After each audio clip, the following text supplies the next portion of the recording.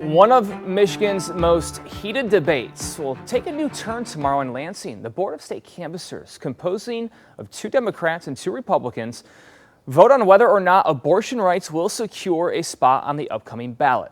7 Action News reporter WXYZ-TV takes an in-depth look at how the Reproductive Freedom for All petition has shaped up so far and what it will mean for the future of abortion rights across the state. This right here is the Reproductive Freedom for All petition that is making its way to the Board of Canvassers tomorrow in an attempt to be part of November's ballot.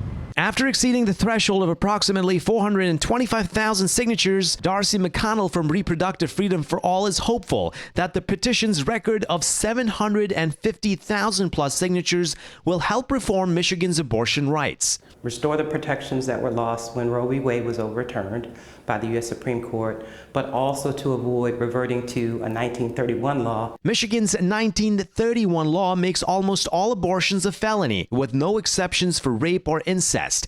But if the ballot initiative gets voted in as part of the state's constitution, then attorney Todd Flood says it will supersede all other existing abortion laws. Both sides say that this is ultimately going to make it so children don't have to get parental consent.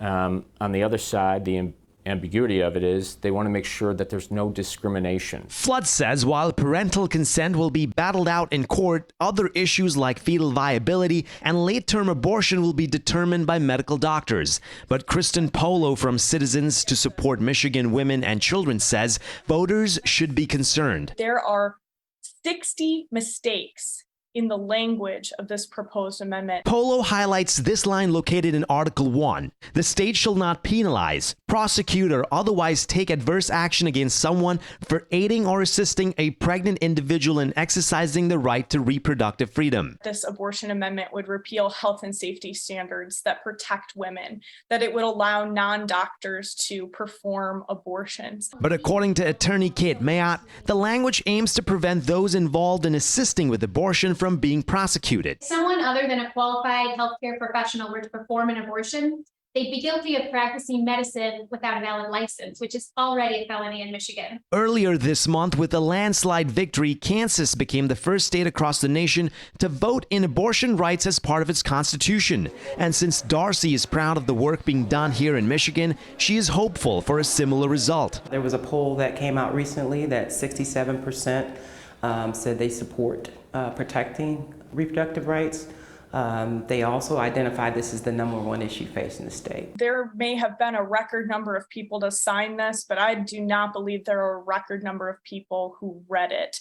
And as we're out educating voters, talking to them about what's hidden in the text of this amendment, overwhelmingly, they reject this. Now, the Board of Canvassers are expected to make a decision on the petition tomorrow if it makes it to the November ballot or not. And of course, we'll be following the story closely, both on air and online. Reporting in Detroit, I'm WXYZ-TV, 7 Action News. You can read the Reproductive Freedom for All ballot proposal right now on WXYZ.com.